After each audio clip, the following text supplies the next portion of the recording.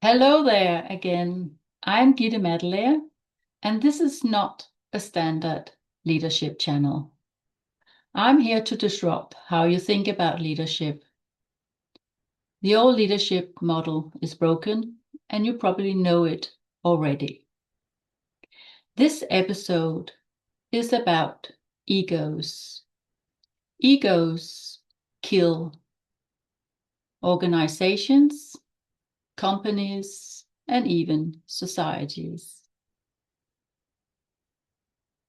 I'm Gitte Madelair, and I'm also the author of the book Energetic Leadership and the creator of the Energetic Leadership Model.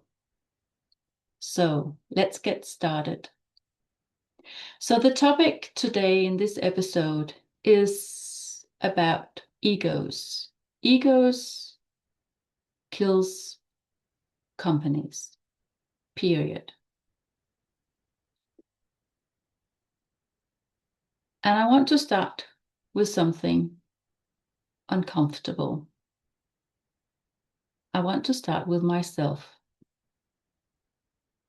because what we're going to talk about today is uncomfortable. We might think that it is the employees, the bosses, the political leaders, and all the others who are causing cultures and whatever we think that is not working. But actually, the whole thing starts with ourselves and our own ego.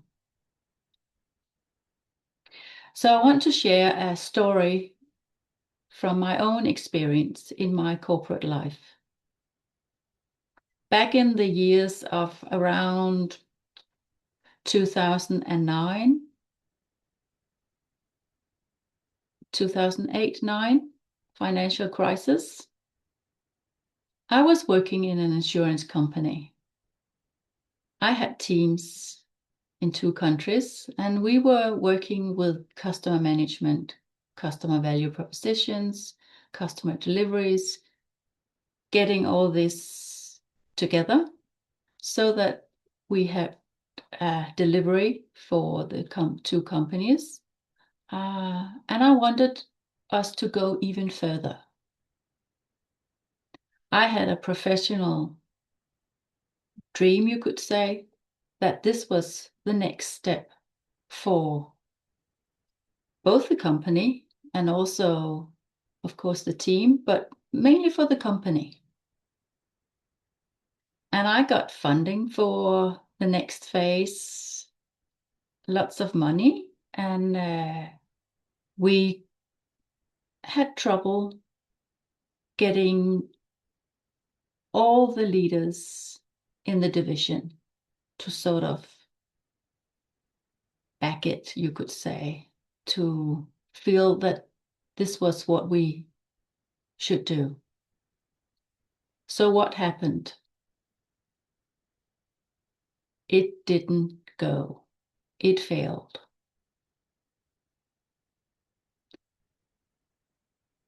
So this is an example of where I did not listen properly to my whole self. I had like a professional ambition and a dream, and on behalf of the whole company, and the funding was there, and but not the buy-in. So I was not listening, and the others were not listening either. Some of them were, of course, trying to say, no, we don't want it. But this is an example of what egos can do and how far we can actually get into, you could say, trouble. Okay, yes, no one got killed here. We spent some time, we spent some money, we learned something. Maybe not exactly what we were supposed to learn, when I look at it in hindsight. So this is well, for me personally, we just went on doing something else. But in hindsight, I can see how this whole thing, this activity, this program was led too much by my ego, but also by others' egos. Or we were not able to talk about what we actually needed in the company.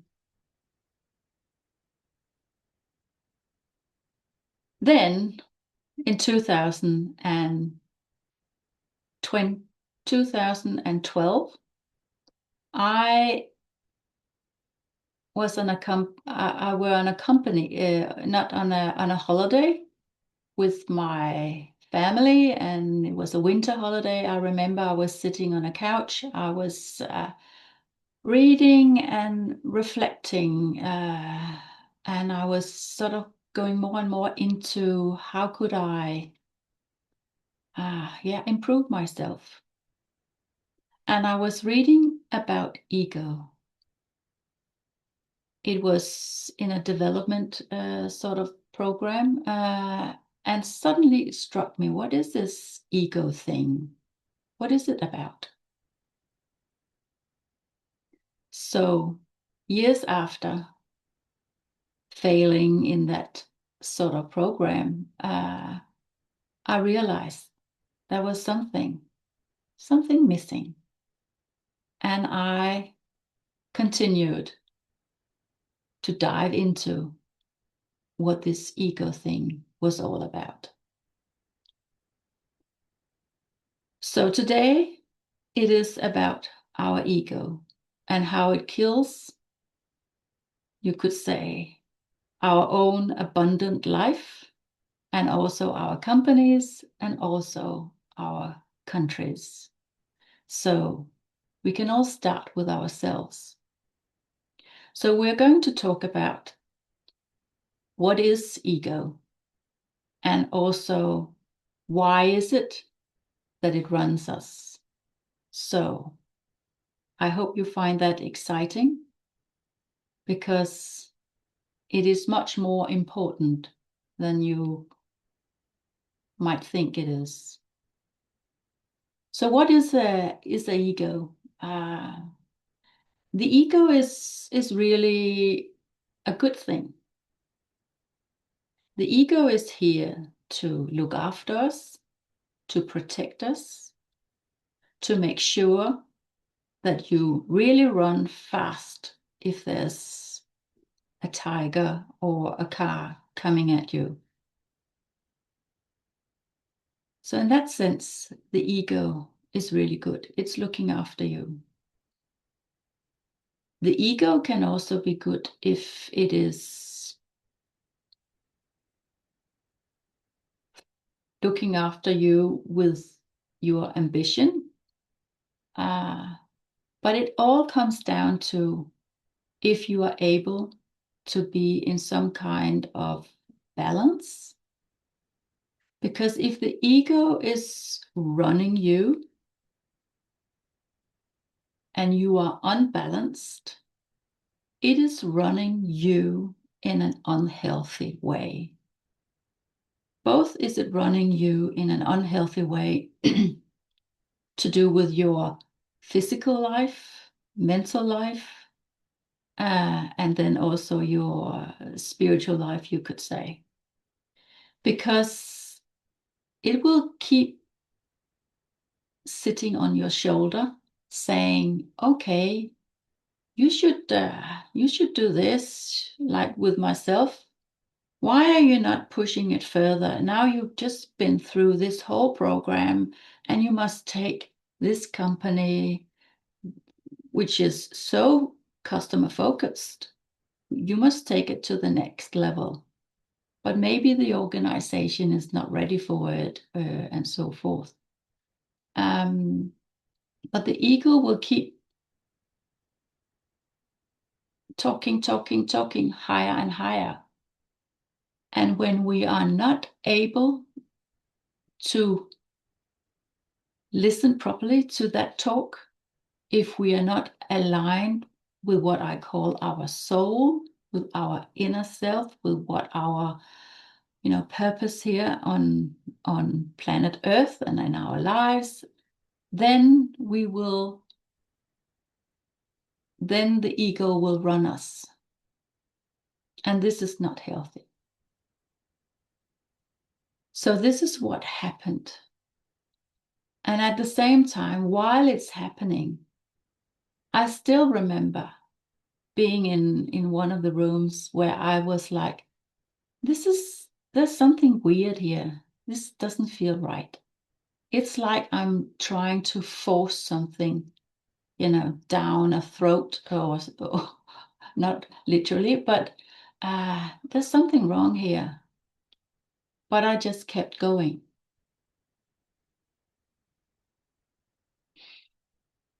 So the ego is very good at protecting us, but it does need to be able to dance with what I call the soul. So we need to have that sort of dualism. If it's only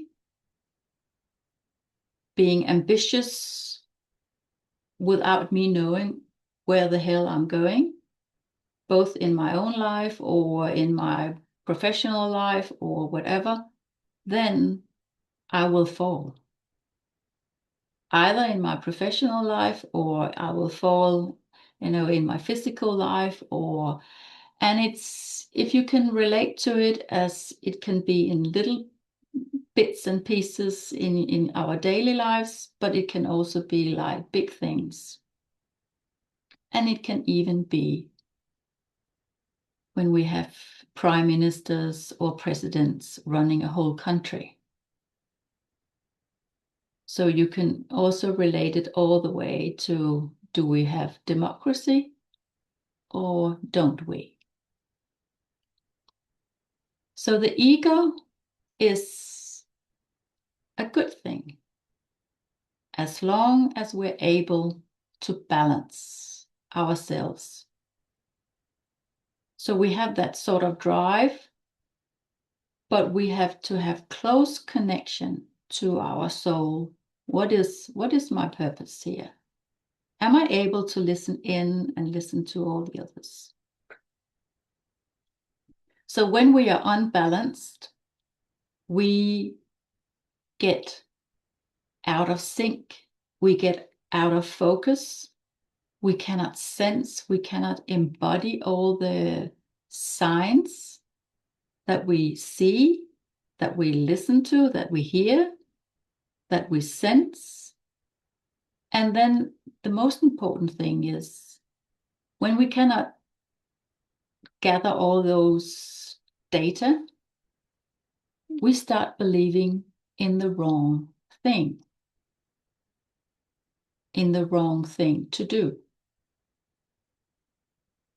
And then we have the ego going, oh, talking to our subconscious mind, to our lack of self-worth and prestige, or whatever it could be.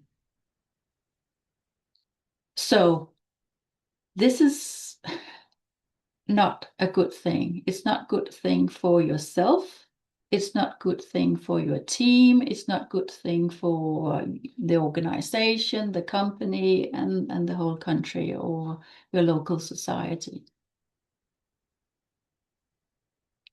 It burns you. It burns bridges. It burns relations. It burns creativity.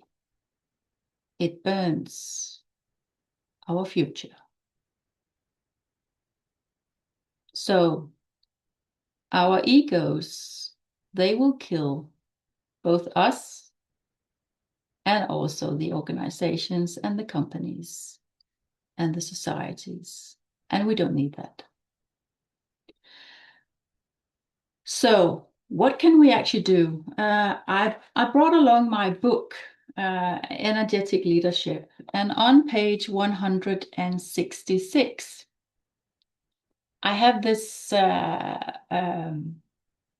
page where I talk about ego and soul dancing. And I will just pick 3 examples of relating to how I experienced it myself. So in this example that I talked about, where I wanted to add on an extra program, customer-focused program. So my ego said it wanted a prestige, acknowledgement, maybe. If I had been able to also gather my soul into that sort of situation, it would be that I was in balance. But because I was not, I was only wanting the prestige. Maybe it was also to do with me having a fear of failure.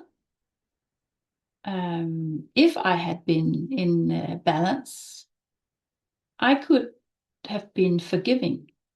Okay, yes, I have made this whole thesis for this program. We got the funding and everything, but okay, there's no buy-in. Well, that's what it is. And we will see. Maybe it will happen in another time, in some years, maybe with another person. And instead of being, you could say, aggressive in your way of having a dialogue or having arguments about why this is a good program and why this is a good thing for both your team and the whole company and whatever. If I had been in balance, I would have been more patient. Patient in my whole being, patient in my way of listening, patient in the whole situation. So instead of having a situation where you have an energy which it is not right. Today it seems so obvious to me. But then I was both blind, deaf, couldn't sense my body. And I kept doing what I thought was right. And the ego was sitting on my shoulder. Yes, keep going, because otherwise you are not good enough, or the ego keeps saying what I call stupid things. That is not right. But if we are not inviting our soul in to this tango, then we are not able to hear what's happening, because we have locked down our intuitive power. We have closed for what I call the second half of us.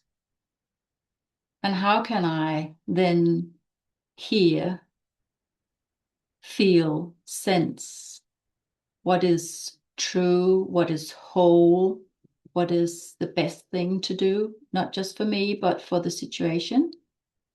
If I am navigating, it's like driving a car on 2 wheels, or with this, the speeder, full speed, where you're not using the clutch.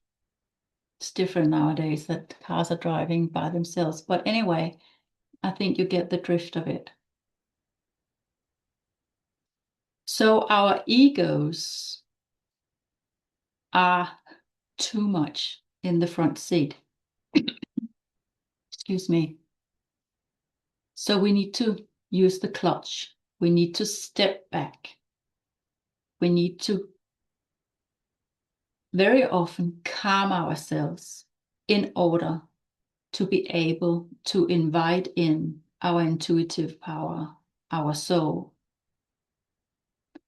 and also in order to be able to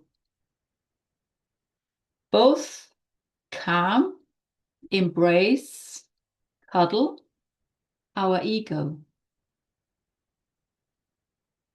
We need both, but we need to have a warm-hearted, balanced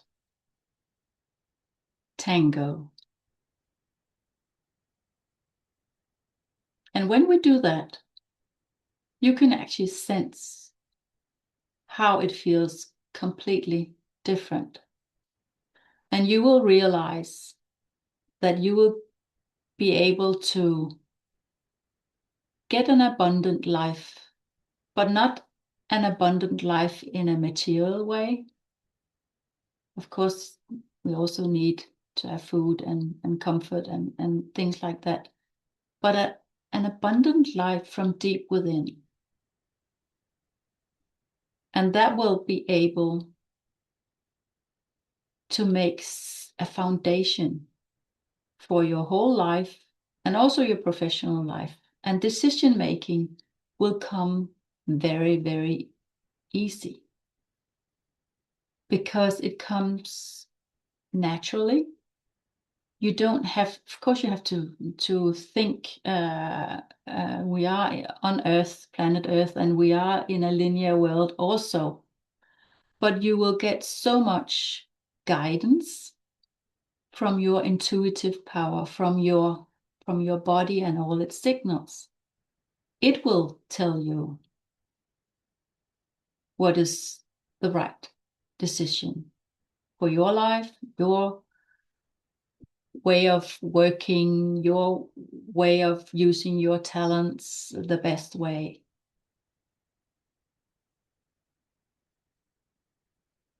So I don't want you to throw away the ego. I want you to try and dive into your ego and ask yourself, is your ego driving you? Or are you driving your ego, guiding your ego with your soul?